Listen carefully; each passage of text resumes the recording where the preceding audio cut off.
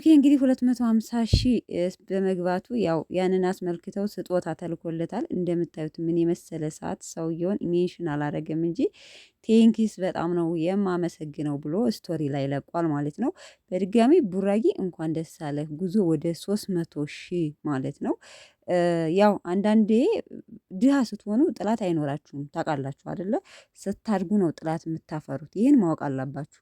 ስለዚህ እናንተ አድጋችሁ ሰውን በለጥ ስትሉ ወይ ሰው የሚሰድባችሁ የእናንተን ውድቀት የሚመኝ ሰው የምታውቁት በቃ ማደጋችሁ ላይ ነው እና ስታድጉ ነው ጠላት የሚመጣው። ይሄንን ማወቅ አለብህና ብሩኬ የኔ መውደቅ በሚፈልጉት ፊት ከፍ አድርገህኛልና ክብር ላንተ ይሁን እያለ ነው። ሁሌውም ምስጋናውን እንደቀጠለ ነው ብሩኬ በነገራችን ላይ እና አንዳንዴ ጥላት ሲኖራችሁ እንደውም ያበረታታችኋል። እውነቴን ነው የምነግራችሁ። የሆነ ተቀናቃኝ ካላችሁ እልህ ይይዛችኋል። እና ቡራዬ ይህንን ጥላት መኖሩን አትጥላው፣ ለአንተ ማበረታቻ ነው የሚሆነው ማለት ነው እና አይዞህ ጉዞ ወደፊት ማለት ነው። ሰዓቱ ግን በጣም ያምራል። በዚህ አጋጣሚ ብራንድ የሆነ ሰዓት ነው። አይታችሁታል። ቤተሰብ ያደረገውም እንደዚህ ስጦታ የተላካለት በጣም ምርጥ ሰዓት ነው ማለት ነው።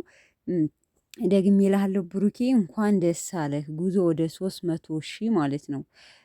ደስ ይላል ደግሞ አንዳንዴ የእናንተን ውድቀት በሚመኘው ሰው አድጋችሁ እነሱን በልጣችሁ ስታዩ ምን ያህል ሞራላችሁ ደስ እንደሚላችሁ ራሳችሁ የደረሰበት ሰው ያውቀዋልና አንዳንዴ ግርም ይለኛል። ግን እንዲሁ ምን አይነት ጭንቅላት እንዳለን አላቅም። የሰውን ውድቀት የምናስብ ሰዎች፣ ከፍ ሲል ሲበልጡን የምንጨረጨር ሰዎች ልቦና ይስጠን፣ ማስተዋሉን ያድለን ነው። ሌላ ምንም አልልም። እኔ እንጃ በጣም ይገርመኛል።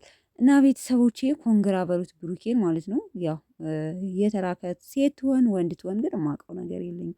ሶ ራሱ የገዛው ቢሆን ቴንክ ብሎ ስቶሪ ላይ አያረገውም ነበር እና ያው ስለተላከለት ይመስለኛል እንግዲህ ቴንኪው ብሎ ስቶሪ ላይ ያደረገው ማለት ነው።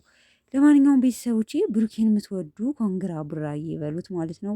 አንዳንድም ጥላት ሞልቶታል። እንግዲህ ለእነሱ ደግሞ ዘመቃጠል ነው። ሌላ ምን ይባላል?